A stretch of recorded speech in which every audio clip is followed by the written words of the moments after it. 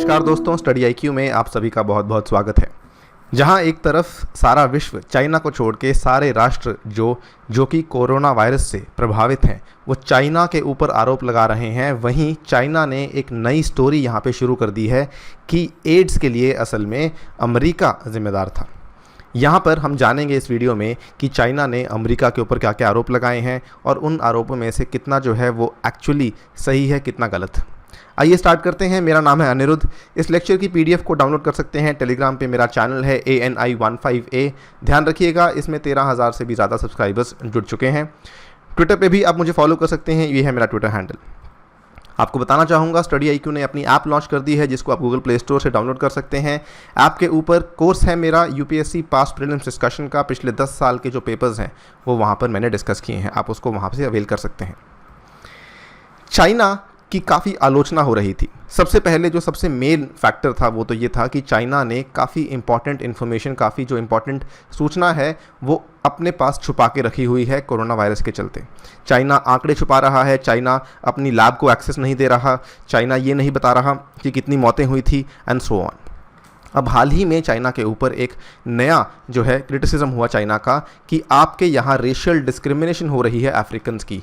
हाल ही में क्या हुआ था कि अफ्रीकन्स को लेकर चाइनीज़ ने कहा कि इनके साथ कोई बिजनेस नहीं करेगा या फिर अफ्रीकन्स को अपने आप को सेल्फ क्वारंटीन करना होगा। उनकी वहाँ पे टेस्टिंग भी नहीं हो पा रही जितनी कि नॉर्मल चाइनीज़ लोगों की हो पा रही है। इसके बाद जब चाइना की आलोचना होने लगी तो यहाँ पर रिटेलिएशन में चाइना के जो फॉरेन मिनिस्ट्री के स्पोक्समैन है गेंग शुआंग, उन्होंने 3 ट्वीट्स डाले। सबसे पहले उन्होंने कहा कि AIDS was first discovered in the US in the 1980s and spread to the world causing great agony for the world. Has anyone held the US accountable? उन्होंने कहा एड्स की शुरुआत अमेरिका में हुई 1980 में, और उन्होंने साथ में ये भी कहा कि अमेरिका को किसी ने आज तक अकाउंटेबल ठहराया है।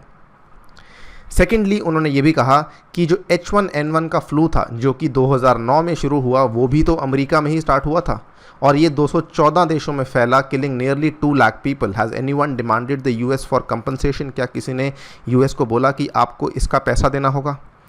और फाइनली तीसरे ट्वीट में उन्होंने कहा, in addition he cited Kishore Mahbubani, a professor at National University of Singapore, as saying that the collapse of Lehman Brothers in the US caused a global financial crisis. जो वित्तीय संकट 2008 का आया था वो कहते हैं कि ये भी तो अमेरिका नहीं दिया पूरी दुनिया को।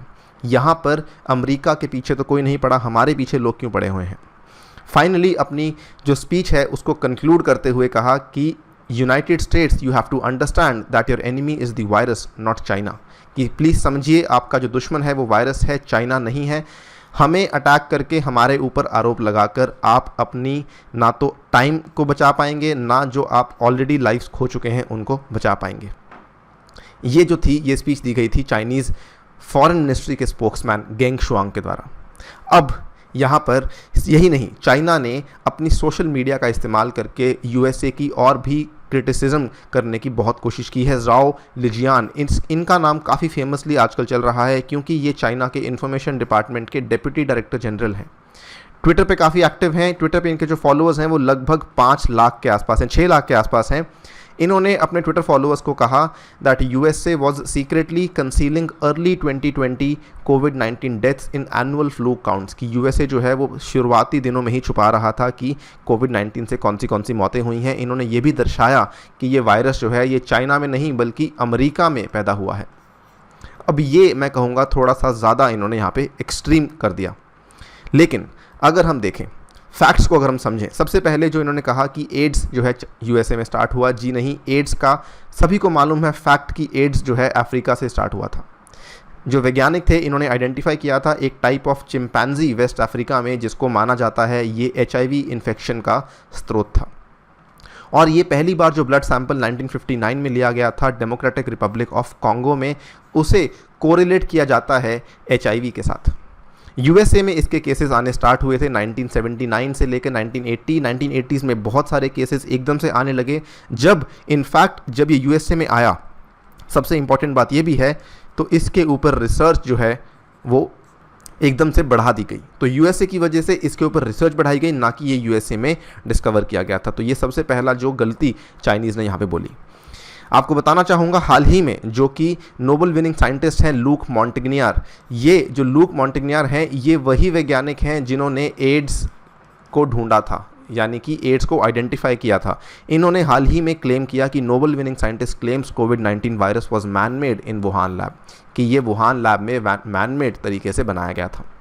तो फैक्चुअली ये डेफिनेटली गलत है जो यहाँ पे कहा जा रहा है। दूसरी चीज़, पहली चीज़ तो कि एड्स यूएसए से नहीं आया। दूसरी चीज़ जो H1N1 वाला इन्होंने आरोप लगाया है, यूएसए ने कोई कवर अप नहीं किया। चाइना जो है यहाँ पर क्रूशियल इन्फॉर्मेशन को छुपाने में लगा हुआ है, यूएसए ने ऐसा कुछ नहीं किया। 25 अप्रैल 2009 को जब H1N1 यूएसए में फैला था, ध्यान से देखिए इस डेट को, 25 अप्रैल 2009 को केवल 20 केसेस थे और अभी तक कोई भी मौत नहीं हुई थी। उसी दिन यूएसए ने WHO को बोल दिया कि प्लीज़ इसे आप एक पब्लिक हेल्थ इमरजेंसी डिक्लेयर करवा दीजिए, यानी कि उन्होंने पब्लिक इन्फॉर्मेशन, जनता को, समाज को जो इन्फॉर्मेशन है वो इमीडिएटली दे दी थी। उन्होंने कोई कवर अप यहाँ पे नहीं किया।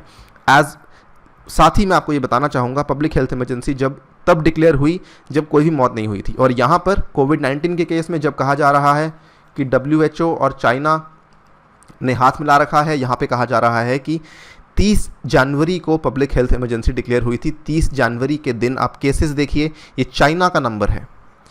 30 जनवरी के दिन जो केसेस हैं चाइना में वो 9692 थे और 213 मौतें थी।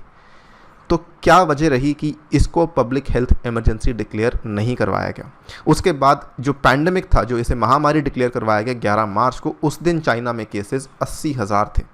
तो यहाँ पर साफ साफ नज़र आता है कि चाइना एक तरफ तो झूठ बोल रहा है, यूएसए के ऊपर गलत आरोप लगा रहा है, दूसरी तरफ साथ ही में वो उस चीज़ के लिए आरोप लगा रहा है जो कि यूएसए ने किया ही नहीं। At the same time USA ने बिल्कुल भी कवर अप नहीं किया, चाइना जबकि कवर अप भी कर रहा है। यहाँ पर कहानी यहाँ पे ख़त्म नहीं होती। चाइना ने उन सभी कोशिशों को भी यहाँ पे नाकाम किया जो कि बाकी देश कर रहे हैं, ताकि उनको मालूम पड़े कि वायरस आखिर में आया कहाँ से।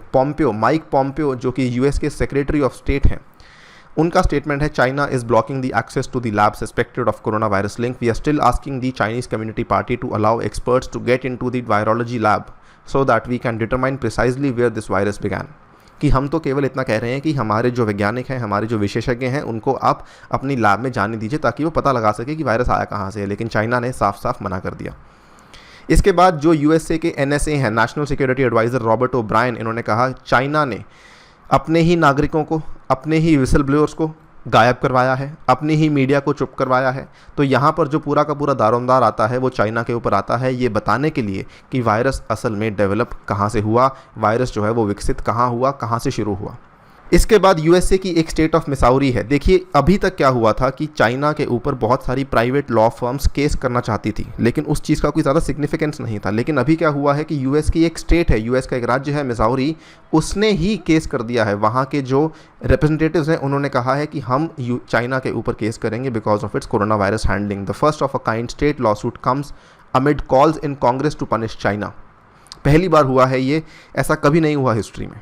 और अगेन ये केवल यूएस नहीं जो यहाँ पे कर रहा है, यहाँ पर आप देखिए ऑस्ट्रेलिया ने, ये 2 दिन पहले का स्टेटमेंट है फॉरेन मिनिस्टर ऑस्ट्रेलिया की, जो यहाँ पे देख सकते हैं आप, मिस पेन, इन्होंने कहा call for a global inquiry into the spread of corona virus. इन्होंने साफ साफ कहा कि कोरोना वायरस के स्प्रेड में एक इंक्वायरी, तफ्तीश होनी चाहिए और ध्यान देना चाहिए कि उस तफ्तीश में WHO को इंक्लूड ना किया जाए। एक सेपरेट इंक्वायरी की यहाँ पे ज़रूरत है। यही नहीं, जर्मनी की चांसलर एंजेला मर्कल ने भी ये डिमांड की चाइना से कि प्लीज़ आप हमें बताइए कोरोना वायरस के ओरिजिन के बारे में, सो दैट हम लाखों करोड़ों लोगों की जानों को यहाँ पे बचा सकें। तो ऐसा नहीं कि केवल एक देश इनके पीछे पड़ा हुआ है, विश्व में कई सारे देश जो हैं जो चाइना को रिक्वेस्ट कर रहे हैं। फ्रेंच के प्रेसिडेंट ने भी इनडायरेक्टली मेंशन किया है कि कुछ ना कुछ ऐसा ज़रूर हुआ है जो हमें नहीं मालूम। Basically the fact of the matter is, जो मेन चीज़ है वो ये है कि if the Chinese government had acted transparently the world would not blame China for corona virus either.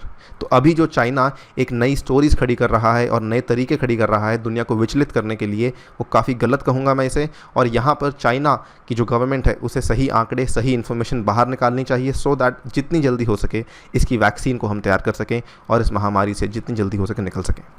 इसी नोट पे इस वीडियो को समाप्त करता हूँ। Thank you for listening to me.